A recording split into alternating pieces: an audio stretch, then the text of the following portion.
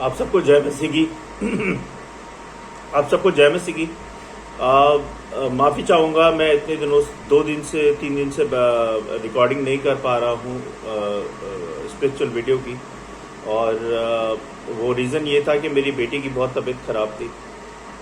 उसको एम्स में दिखा रहा हूँ मैं, मेडिकल में। उसको थोड़ा सांस की प्रॉब्लम है और गवाही भी है छोटी सी कि हम लोगों ने पहले क्या होता है कि आपको सबको पता है कि गवर्नमेंट हॉस्पिटल्स में बिना लाइन के कोई काम होता नहीं है, चाहे आपकी जितनी भी अप्रोच हो। हमने लाइन लगाई, लेकिन लाइन थी, हज़ारों की लाइन थी। सुबह 6 बजे से हम लाइन में खड़े थे और लाइन लगाई, और जब हमारा नंबर आया काउंटर पे तो उन्होंने बोला कि भैया पर्चियाँ बनना बंद हो गई है। पर्ची इन द सेंस कि वो जो पर्ची डॉक्टर तक पहुंचने के लिए बनती है वो पर्ची बनना बंद हो गई है। तो 6 बजे से 10 बजे तक खड़े होके निराश होके हम आ गए। तो मेरे कुछ जानने वाले थे हॉस्पिटल में, जैसे मेरे मौसा का लड़का है या कोई जानने वाले हैं, उनसे बात की। तो मेरे मौसा का लड़का जो काम करता है उसमें वो चला गया। वो गुजरात वहाँ पे है, वाराणसी में है, और वो किसी रीजन से वो नहीं करवा पाया। और फिर हमारे जो चर्च के हैं भाई, उनसे बात की, उनसे बात नहीं हुई। उनको फ़ोन मिलाया तो वो फ़ोन नहीं उठा पाए, वो शायद बिजी थे या फिर अननोन नंबर आ रहा था, बिकॉज मेरा नंबर चेंज हो चुका है। तो फिर नेक्स्ट डे उनका कॉल आ गया मुझे कि भैया, नेक्स्ट डे नहीं, सेम डे 2-3 बजे के आसपास, कि भैया मैं आप अमित बोल रहे हैं? मैंने कहा हाँ भैया, जय मसीह की, मैं अमित बोल रहा हूँ। और ऐसे ऐसे बात है, मुझे अपनी बेटी की पर्ची बनवानी थी एम्स में, लेकिन वो बन नहीं पा रही है। हम सुबह से खड़े होकर वापस आ गए। अगर आप कुछ सहायता कर पाएँ तो बड़ी मेहरबानी होगी, क्योंकि हमें चेकअप करवाना है। तो हम गए, भैया ने बोला कि आप 3 बजे तक मेरे पास पहुँचो, पर्ची मैं बनवा के रखूँगा। तो हालेलुया, ये प्रभु से हम प्रार्थना कर रहे थे जाने से पहले भी और वहाँ जब थे तब भी, और प्रभु ने हमारी प्रार्थना को सुना और प्रभु ने रास्ते खोले। बहुत बहुत धन्यवाद प्रभु का। तो प्रभु ने उन भैया के थ्रू हमारी पर्ची बनवाई। फिर नेक्स्ट डे हमने मॉर्निंग में जाके अपनी बिटिया को दिखाया डॉक्टर को, और अब उसका इलाज चलना शुरू हो गया है वहाँ से। तो इस कैसे प्रभु भेजते हैं सहायता के लिए, ये प्रभु का धन्यवाद हो। जब प्रभु को हम सच्चे मन से, सच्चे दिल से पुकारते हैं और उनकी विश्वास योग्यता में प्योरिटी के साथ चलते हैं, तो सब कुछ सही होता है प्रभु के द्वारा, और आपको बहुत ब्लेसिंग्स मिलती हैं। तो ये छोटी सी गवाही थी। परमेश्वर का धन्यवाद हो कि परमेश्वर ने हमारा साथ दिया उस कठिन समय के अंदर, और हमेशा देते हैं प्रभु। प्रभु ने ही हमें संभाला है, हम जीवित हैं तो प्रभु के कारण हैं। बहुत बहुत धन्यवाद। तो आइए, इससे पहले कि हम वचन में जाए, हम छोटी सी प्रार्थना कर लेते हैं और फिर वचन को स्टार्ट करते हैं। धन्यवाद धन्यवाद परमपिता परमेश्वर, राजाओं के राजा, प्रभु यीशु, मैं धन्यवाद देता हूँ इस समय के लिए। ये समय जो आपने दिया है प्रभु, होने दे प्रभु कि इस समय में हम सिर्फ और सिर्फ आप ही की बातें करें, आप ही की आराधना करें और आपके काबिल बने परमेश्वर, आपके वचनों के द्वारा, आपकी बातों के द्वारा। बहुत बहुत धन्यवाद प्रभु, सारी आशीषों के लिए, अभी तक संभालने के लिए, सारी बातों के लिए बहुत बहुत धन्यवाद परमेश्वर। ये सिर्फ और सिर्फ आपका अनुग्रह है, आपका प्यार है, आपकी कृपा दया है कि आपने अभी तक संभाला है हम सबको प्रभु जी। क्षमा कीजिएगा जो भी जाने अनजाने मैंने पाप किए हैं, मेरे पापों को क्षमा करें, मुझे शुद्ध पवित्र करें, मुझे अपने लायक बनाएं, अपने काबिल बनाएं। और जो लोग मुझे सुन रहे हैं प्रभु, देख रहे हैं, उन लोगों को भी उनके पापों से क्षमा करें, उनको अपने लायक बनाएं, प्योर बनाएं प्रभु जी, जिससे कि तेरी बातों को सुन पाए, समझ पाए प्रभु जी। हम सबको बुद्धि समझ ज्ञान दे प्रभु, कि हम तेरी बुद्धि की वजह से हम तेरे वचन को समझ पाएं और आगे उस पर चल पाएं और दूसरों के साथ शेयर कर पाएं प्रभु जी। हम सबकी सहायता मदद करें, शैतान की देखिए अंधी शैतानी शक्तियों को हम सबसे दूर करें। बहुत बहुत धन्यवाद प्रभु कि आपने मेरी बिटिया के इलाज के लिए जो रास्ते खोले, इसके लिए बहुत बहुत धन्यवाद परमेश्वर। नहीं तो हम धक्के ही खाते रहते, आपने उन धक्कों से हमें बचाया, परेशानियों से बचाया। बहुत बहुत धन्यवाद परमेश्वर। आगे की सारी बातों को आपके हाथ में सौंपता हूँ, आप देखे संभालें। धन्यवाद के साथ विनती प्रार्थना प्रभु यीशु मसीह के नाम से, आमीन। आप सबको जय मसीह की। Thank you. मेरी कोशिश यही रहती है कि जो भी मैं आपको प्रचार करूं इस वीडियो के जरिए, आप उसको समझें और उस बात को समझ के उसको मानने वाले बने और उस पर चलने वाले बने प्रभु, क्योंकि वो प्रभु का वचन है, ना कि मेरा वचन है ना। तो मेरी यही कोशिश रहती है कि मैं आपको जितना ज़्यादा हो सके प्रभु के वचन को आपको बता पाऊँ ठीक तरीके से। तो आज जो हम बात करेंगे वो है प्रतिदिन बाइबल को पढ़ने से हमें क्या उन्नतियाँ मिलती हैं, उसके क्या फ़ायदे होते हैं, क्या सहायता मिलती है हमें, है ना। रोज़ाना हमें बाइबल पढ़ने से हमें क्या क्या होता है बाइबल पढ़ने से, वो सारी बातों पे हम बात करेंगे। सबसे पहला जो हमें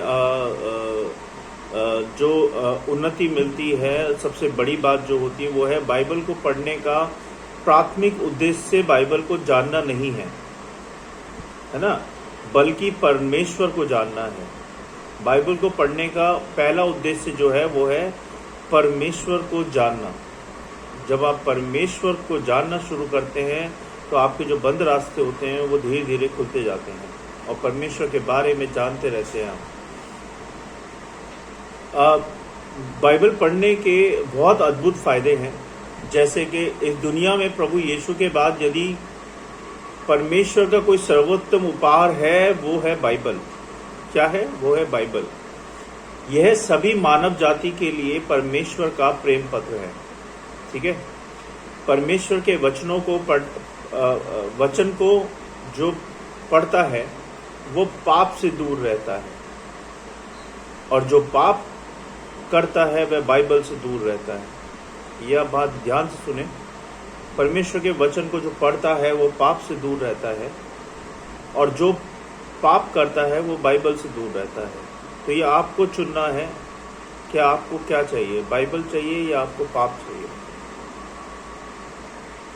अब हम बात करेंगे एक एक करके चीज़ों पे कि बाइबल पढ़ने से हमें क्या क्या फ़ायदे होते हैं। सबसे पहला फ़ायदा मैंने बताया आपको कि बाइबल पढ़ने से परमेश्वर को जानना होता है ना। और दूसरा मैंने आपको बताया कि जो बाइबल पढ़ता है वो पाप से दूर रहता है। तीसरा मैंने बताया जो पाप करता है वो बाइबल से दूर रहता है। करेक्ट। अब हम चौथा पढ़ेंगे। चौथा बात ये है,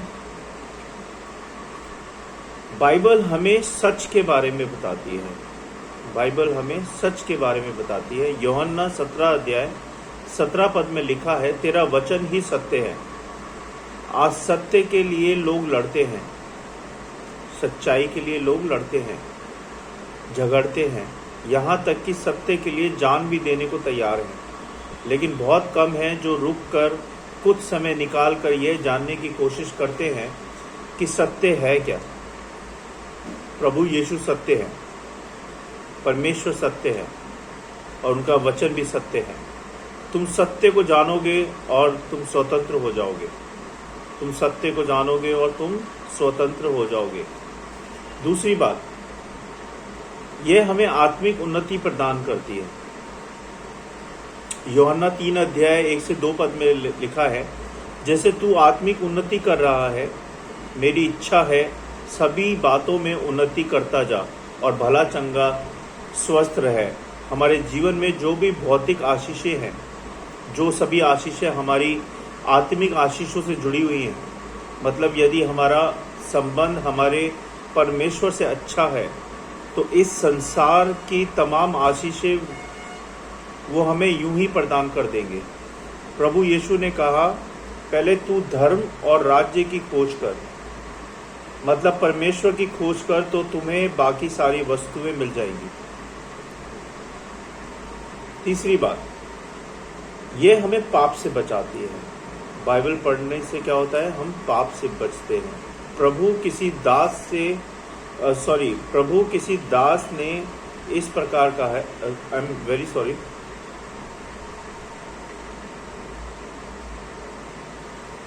प्रभु के किसी दास ने इस प्रकार से कहा है, परमेश्वर के वचन को जो पढ़ता है वो पाप से दूर रहता है, और जो पाप करता है वो बाइबल से दूर रहता है।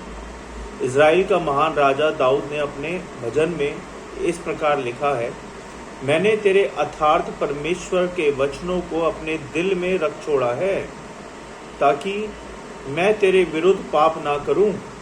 भजन संहिता 119 अध्याय 11 पद में लिखा है, एक जवान भी अपने चाल चलन को परमेश्वर के वचन के द्वारा सावधान रहने के द्वारा पवित्र रह सकता है ना। भजन संहिता 119 9 अध्याय में भी लिखा है। चौथी बात, यह हमें पापों से शुद्ध करता है। कौन शुद्ध करता है? बाइबल शुद्ध करती है हमें पापों से। प्रभु यीशु ने कहा, तुम उस वचन के द्वारा जो मैंने तुमसे कहा है शुद्ध हो जाओ। यूहन्ना 15 अध्याय 3 पद में लिखा है, प्रभु का वचन बताता है यह कि यदि आदि में वचन था और वचन परमेश्वर के साथ था और यही वचन परमेश्वर था, और इस वचन के द्वारा ही हम शुद्ध होते हैं। वचन हमारे हृदय में जाकर हमें पापों से छुटकारा देता है। तो वचन को बसने दो अपने हृदय में, अपने मन में, अपने दिलो दिमाग में, तो आप पाप से दूर रहोगे। ये हमें सफलता दिलाता है। बाइबल क्या करती है? हमें सफलता दिलाती है। प्रभु परमेश्वर ने मूसा के मरने के बाद उसके दास यहोशू को पहली बार बाइबल अर्थात पहली 5 पुस्तक के विषय में बताया। यदि वह इसे पढ़े और रात दिन उस पर मनन करे तो वह न केवल सफल होगा बल्कि प्रभावशाली भी होगा। यहोशू 1 अध्याय 8 से 9 पद में लिखा है। और हम बाइबल में पाते हैं यहोशू मूसा के पश्चात एक अच्छा अगुवा बना, जिसने लाखों लोगों को कनान देश में प्रवेश करने से सहायता किया और अनेक युद्ध में विजयी रहा, है ना। छठी बात, यह हमें बुद्धिमान बनाती है। परमेश्वर का वचन खुलने से प्रकाश होता है। परमेश्वर का वचन खुलने से, पढ़ने से, सुनने से प्रकाश होता है। उससे भोले लोग समझ पाते हैं। भजन संहिता 119 अध्याय 30 पद और 130 पद में लिखा है, परमेश्वर के वचन को प्रतिदिन पढ़ने से हर एक व्यक्ति बुद्धि प्राप्त कर सकता है। इसमें व्यवहारिक ज्ञान है जो हमें रोजमर्रा के कामों में इस्तेमाल होने वाली बातें हैं। 2 तीमुथियुस 3 अध्याय 15 में पौलुस तिमोथी अपने शिष्य को लिखते हुए कहते हैं, पवित्र शास्त्र तेरा बालकपन से जाना हुआ है। यह पढ़ने से तुझे प्रभु यीशु में विश्वास करने हेतु बुद्धिमान बना सकता है। बुद्धि यहोवा परमेश्वर ही देता है ना। 7वीं बात, यह हमें शांति प्रदान करता है। अगर हम इसमें पढ़ेंगे, तेरे वचन से प्रेम करने वालों को बड़ी शांति मिलती है। आज इस संसार में जो सभी लोग शांति को पाने के लिए भटक रहे हैं, कितनी भी महंगी गाड़ी खरीद लें या कपड़े पहन लें, यदि मन में शांति नहीं तो सब कुछ फीका है, बेस्वाद है। और वो बेस्वाद फीका बिल्कुल बेकार सा प्रतीत होता है। प्रभु यीशु ने कहा, मैं तुम्हें शांति दिए जाता हूँ जो तुम्हें यह संसार नहीं दे सकता। सच्ची शांति, वो अद्भुत वरदान जो आपको परिस्थिति में आनंदित रखती है, वो सिर्फ और सिर्फ प्रभु यीशु मसीह ही के पास है और वही दे सकते हैं। 8वीं बात, यह हमारे विश्वास को बढ़ाती है। इस संसार में जो जय प्राप्त करता है वो हमारा विश्वास है, और उस विश्वास को बढ़ाने के लिए यदि कुछ है तो वह है परमेश्वर का वचन। प्रभु यीशु से उसके शिष्य कहने लगे, हमारे विश्वास को बढ़ा, क्योंकि वे जानते थे विश्वास ही है जिससे सब कुछ संभव है। विश्वास सुनने से और सुनना मसीह के वचन से होता है। रोमियो 10 अध्याय 17 पद में लिखा है। 9वीं बात, यह हमें आशा प्रदान करती है। क्या प्रदान करती है? आशा, उम्मीद। भजन संहिता 130 अध्याय 5 पद में लिखा है, मैं परमेश्वर की बाट जोता हूँ, मैं जी से उसकी बाट जोता हूँ और मेरी आशा उम्मीद उसके वचन पर है। परमेश्वर का वचन ही हमें जीवित आशा उम्मीद प्रदान करता है। वह कहता है, तेरे लिए मेरे पास बड़ी योजनाएं हैं, वो योजनाएं लाभ की हैं, हानि की नहीं, और अंत में तुम्हारी आशा पूरी करूंगा। यिर्मयाह 29 अध्याय 11 पद में लिखा है। ये 10वीं बात, ये हमें हर्ष और आनंद प्रदान करता है। कौन? मैं इस वक्त बाइबल की बात कर रहा हूँ कि बाइबल हमें क्या क्या चीज़ें प्रदान करती हैं अगर हम बाइबल पढ़ते हैं। भविष्य वक्ता यिर्मयाह कहते हैं, जब मुझे तेरे वचन मिले तो मानो मैंने उसे खा लिया और वे वचन मेरे लिए हर्ष और आनंद के कारण हुए हैं। यिर्मयाह 15 अध्याय 16 पद में लिखा है, राजा दाऊद कहते हैं, तेरे वचन को पाकर मैं ऐसा आनंदित होता हूँ जैसे कोई बड़ी लूट पाकर आनंदित होता है। लूट समझते हैं? जैसे किसी ने कोई खजाना लूट लिया और वो खुश हो जाता है कि वो पकड़ा नहीं गया और वो खजाना उसके पास है। ऐसे ही यिर्मयाह कहते हैं कि तेरे वचन को पाकर मैं आनंदित होता हूँ जैसे कोई लूटने वाला आनंदित होता है, क्योंकि परमेश्वर के वचन किसी भी ताए और सोने से कहीं बढ़कर कीमती है। परमेश्वर का वचन सोने से भी बढ़कर कीमती है अगर आप वचन की इम्पोर्टेंस समझेंगे तो, क्योंकि वचन ही यीशु मसीह है और यीशु मसीह ही वचन है। तो सबसे कीमती चीज क्या है? यीशु मसीह, बाइबल वचन। गंभीरता से अगर आप इसको समझेंगे तो आपको पता चलेगा कि मैं क्या कहना चाह रहा हूँ। ये हमें मार्गदर्शन प्रदान करती है। बाइबल हमें मार्गदर्शन प्रदान करती है। अनेकों बार जीवन में ऐसे समय आते हैं जब हम एक ऐसे स्थान में आकर खड़े हो जाते हैं जहां हमें समझ में नहीं आता अब क्या निर्णय लिया जाए, कौन हमारी मदद करेगा या रास्ता दिखाएगा। ऐसे समय में परमेश्वर का वचन ही है जो सही और सीधा मार्ग दिखाता है। नीति वचन में लिखा है 3 अध्याय 5 पद में, जब तुम दाएं बाएं मुड़ने लगो मतलब कंफ्यूज होने लगो, तब तुम्हारे पीछे से ये वचन तुम्हारे कानों में पड़ेगा कि मार्ग यही है, इसी में चलो। यिर्मयाह 30 अध्याय 21 पद। 12वीं बात में लिखा हुआ है, बाइबल कहती है यह हमें आगे बढ़ाती है ना। बाइबल एक मानव को सर्वगुण विकास के लिए परमेश्वर के द्वारा दिया गया है और ये सर्वोत्तम उपहार है। इसीलिए संत पौलुस अपनी पत्री में कहते हैं, जैसे तुमने मसीह यीशु को प्रभु उद्धारकर्ता करके ग्रहण किया है, उसी प्रकार उसमें जड़ पकड़ते बढ़ते जाओ। कुलूसियों 2 अध्याय 6 से 7 पद में लिखा है, हर एक चीज जिसमें जीवन है वो बढ़ता है और उन्नति करता है। हमें आत्मिक रीति से बढ़ने के लिए आत्मिक रोटी अर्थात परमेश्वर का वचन चाहिए।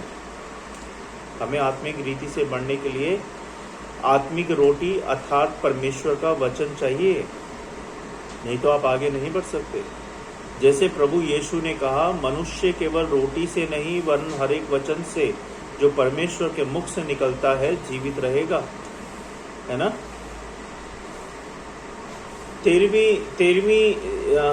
13वीं बात कर रहे हैं जो बाइबल से हमें मिलती है, यह शैतान से मेरी रक्षा करता है। बाइबल जो है हमारी शैतान से रक्षा करता है। परमेश्वर का वचन किसी भी दोधारी तलवार से तेज और धारदार है। इब्रानियों 4 अध्याय 12 पद में प्रभु यीशु ने वचन के द्वारा ही शैतान को हराया था और यह हमसे भी ऐसा ही करने की अपेक्षा करता है।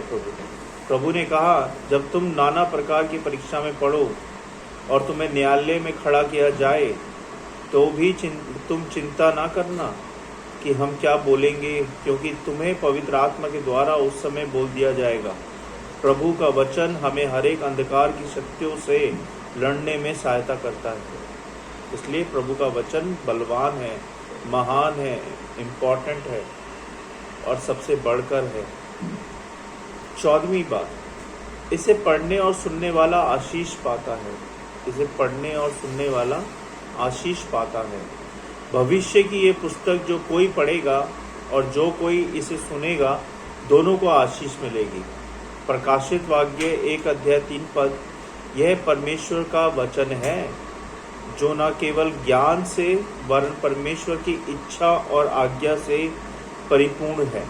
यही कारण है दुनिया का सबसे नम्र व्यक्ति या मूसा इजराइलियों को चेतावनी देकर कहता है, यदि तुम चित्त लगाकर मेरे वचनों को सुनो तो तुम पर ये आशीर्वाद पूरे होंगे कि तुम सारी जातियों में आशीष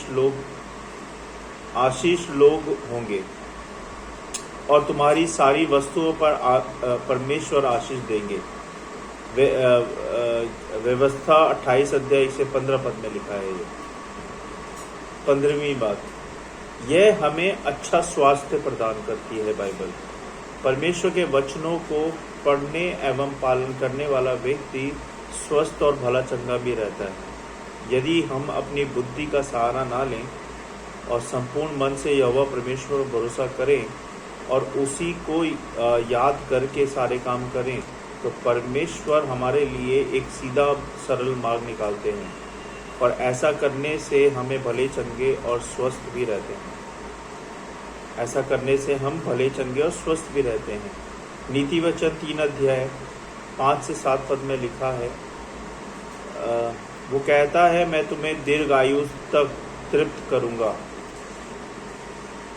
16 पद में 16वीं बात जो बाइबल से हमें प्रदान होती है, ये हमें कर्जदार होने से बचाती है। बाइबल कर्ज के सांप के समान है। कर्ज जो है सांप के समान है, जिसमें एक मनुष्य टेंशन के कारण घुलता रहता है और उसका मन किसी भी भले कामों में नहीं लगता।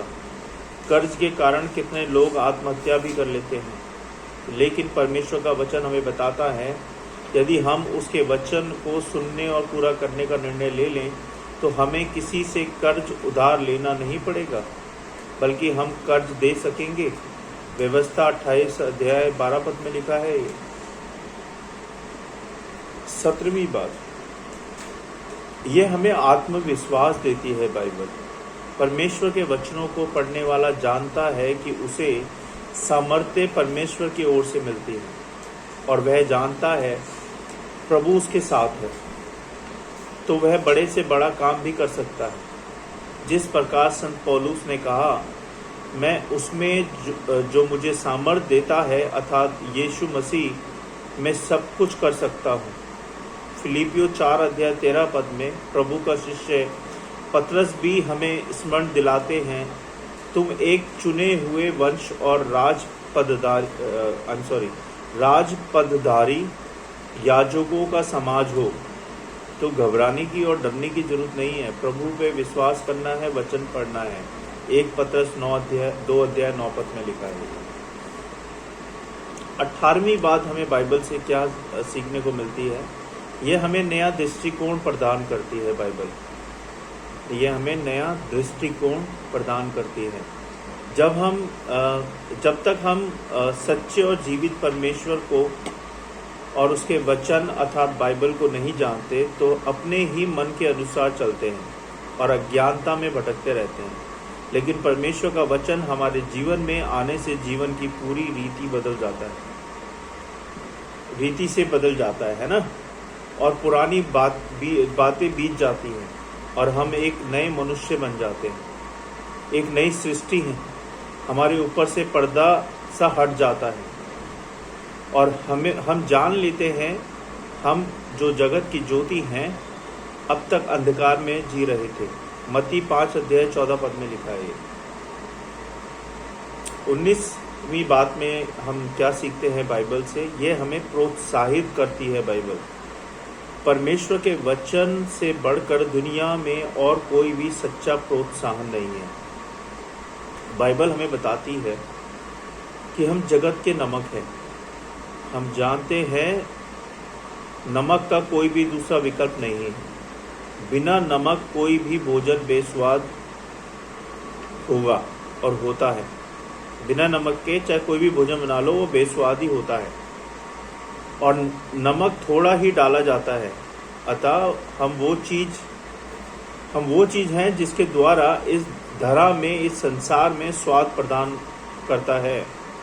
हम बिना काम के इस धरा में नहीं रह सकते, नहीं है। हम बहुतों के आशीष के लिए इस दुनिया में मौजूद हैं। विश्वास करने वाले बोले आमीन। जो विश्वास करते हैं वो आमीन बोले। 20वीं बात, इसके द्वारा बहुतों का पालन पोषण होता है। बाइबल के द्वारा, बाइबल में लिखा है धर्मी के वचनों से बहुतों का पालन पोषण होता है। कोई भी अपने कर्मों से धर्मी नहीं ठहर सकता। धर्मी परमेश्वर ही ठहरता है। प्रभु परमेश्वर के लहू से हम सभी विश्वास करने वाले धर्मी ठहरते हैं। धर्मी अर्थात विश्वासी, विश्वास के अर्थात परमेश्वर के वचन से ही बातें करेगा। इसलिए धर्मी के वचनों से अर्थात बाइबल से बहुतों का पालन पोषण होता है। नीति वचन के 10 अध्याय 21 पद में लिखा है। 21वीं बात हम क्या सीखते हैं बाइबल से? इसके द्वारा हम अंधकार में उजियाला होता है। बाइबल के द्वारा अंधकार में उजियाला होता है। भजनकार कहने लगा, तेरा वचन मेरे पाँव के लिए दीपक और मार्ग के लिए उजाला है। भजन संहिता 119 अध्याय 105 पद में लिखा है, जहाँ परमेश्वर का वचन खोला जाता है वहाँ उजाला होता है। मन का उजाला, वो परिवार और वो जीवन फिर पाप रूपी अंधकार में नहीं भटकता, बल्कि परमेश्वर के ज्ञान रूपी उजाले में चलता है। 22वीं बात हम क्या सीखते हैं? यह हमारे लिए बहुत प्रभावशाली है। बाइबल हर एक व्यक्ति अपने जीवन में चाहता है अब वो कुछ बोले तो लोग उसकी सुने, उसे आदर दें, वो लोगों के बीच प्रभावशाली हो। परमेश्वर ने मूसा के दास यीशु को यह रहस्य बताया था, जो अब हमारे लिए कोई रहस्य नहीं है, कि व्यवस्था की पुस्तक तेरे चित्त से कभी ना हटने पाए। इस पर दिन रात ध्यान किए रहना, क्योंकि ऐसा करने से तू सफल होगा और प्रभावशाली रहेगा। यहोशू 1 अध्याय 9 पद में लिखा है। 23वीं बात हम क्या सीखते हैं? 23वीं बात हम ये सीखते हैं, ये हमें परिपक्व बनाता है। जो भी प्रभु यीशु पर विश्वास करता है वो परमेश्वर की संतान बन जाता है। यूहन्ना 1 अध्याय 12 पद में लिखा है, लेकिन उस समय वह सब कुछ नहीं जानता, वह एक नया जन्म पाया हुआ शिशु के समान होता है, जिसे वचन रूपी शुद्ध दूध की आवश्यकता होती है।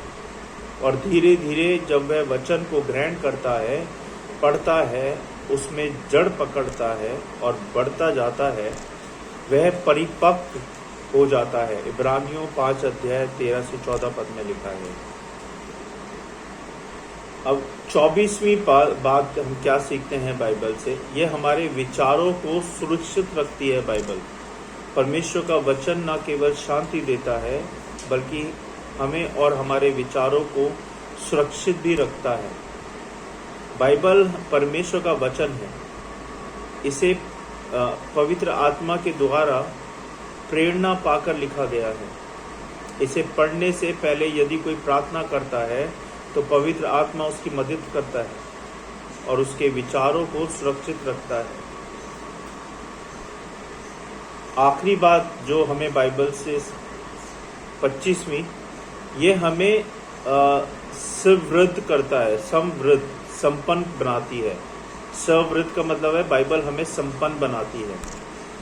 जो व्यक्ति बुराई से अलग रहता है और परमेश्वर के वचन में आनंदित रहता है, वह उस पेड़ के समान है जो नदियों के किनारे लगाया गया है।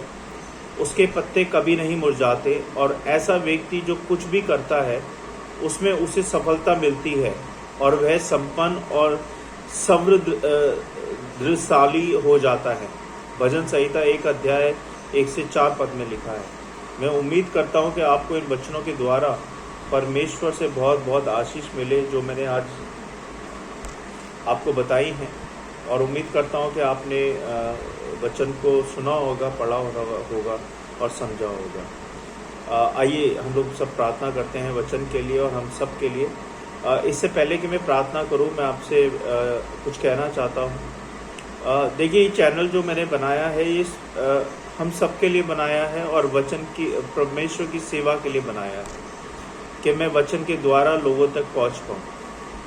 आजकल डिजिटल माध्यम ऐसा है कि लाखों करोड़ों लोग देखते हैं, है ना, और उससे जैसे हम बचे हैं वैसे दूसरे भी बचे। पहली बात तो ये है। दूसरी बात ये कि मैं देख रहा हूँ कि मेरे वीडियो देख तो रहे हैं सारे, लेकिन कोई भी सब्सक्राइब नहीं कर रहा है। तो मेरी आप सबसे हाथ जोड़ के रिक्वेस्ट है, विनती है कि मेरे चैनल को सब्सक्राइब भी करें और बेल के आइकन को बजा दें, क्लिक कर दें, जिससे कि क्या होगा कि मेरे जो भी नए अपडेट्स होते हैं, चाहे वो इंस्टाग्राम पे है, ट्विटर पे है, चाहे वो यूट्यूब पे है, आपको सारे अपडेट्स नए मिलते रहेंगे और मेरे सब्सक्राइबर भी इंक्रीज होंगे। सब्सक्राइबर नहीं है मेरे पास, बहुत कम है। तो मेरी आपसे हाथ जोड़ के रिक्वेस्ट है, जब आप वीडियो देखते हैं और अगर आपको पसंद आता है ये वीडियो तो प्लीज़ सब्सक्राइब भी करें। बहुत बहुत आपकी कृपा होगी। आइए हम सब मिलकर प्रार्थना करेंगे। धन्यवाद, धन्यवाद परमपिता परमेश्वर, राजाओं के राजा, प्रभु यीशु, मैं धन्यवाद देता हूँ इस समय के लिए। इस समय में आपने हम सबको सिखाया प्रभु कि हम बाइबल पढ़ने से क्या क्या उन्नति पा सकते हैं, क्या क्या फ़ायदे हैं बाइबल पढ़ने से। और सबसे बड़ी बात कि हम बाइबल पढ़ने से आपको जानते हैं, आपके बारे में जानना शुरू करते हैं। होने दे प्रभु कि हम प्रतिदिन में जब बाइबल पढ़ते हैं तो हम आपको पूरी तरह से जान पाएँ। प्रभु जी, हमें बुद्धि समझ ज्ञान दे, क्योंकि हम निर्बुद्धि ना समझ हैं, हम जीरो हैं प्रभु, हमें कुछ नहीं पता, ना हम कुछ जानते। हमें अपनी बातों को समझा प्रभु, अपनी बातों को सुना प्रभु जी, अपनी बातों को बता प्रभु जी। हम सब से अपनी महिमा ले, हम सब के विश्वास को बढ़ा प्रभु, हम सब पे अपनी कृपा दया बनाए रख, अपने प्रेम में बढ़ाता जा परमेश्वर। हमें आत्मिक उन्नति दे प्रभु जी, हमारे बच्चों को, परिवारों को, हमारे घर को आत्मिक उन्नति से भर दे प्रभु, आनंद से भर दे, आशीषों से भर दे।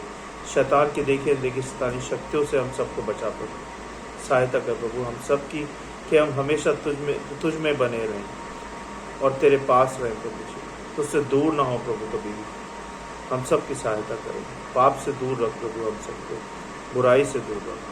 धन्यवाद आपके जीवित वचन के लिए प्रभु, इस वचन की रखवाली करें, इस वचन की रक्षा करें प्रभु, जिससे कि करोड़ों लाखों लोगं तक पहुँच पाए प्रभु। सहायता करें हम सबकी। तो बार फिर से धन्यवाद प्रभु मेरी बेटी के इलाज के लिए जो आपने सहायता मदद की है, बहुत बहुत धन्यवाद परमेश्वर। हर एक बात के लिए, हर एक आशीष के लिए, अभी तक संभालने के लिए, सारी बातों के लिए धन्यवाद परमेश्वर। मैं सारी विनती प्रार्थना आपके चरणों में रखता हूँ, सुने और ध्यान करें प्रभु यीशु मसीह के नाम से, आमीन। आप सबको जय मसीह की। God bless you all. उम्मीद करता हूँ कि आप सब परमेश्वर की ओर से बहुत बहुत बहुत आशीष पाएँ और अपना बहुत बहुत ध्यान रखें। Thank you.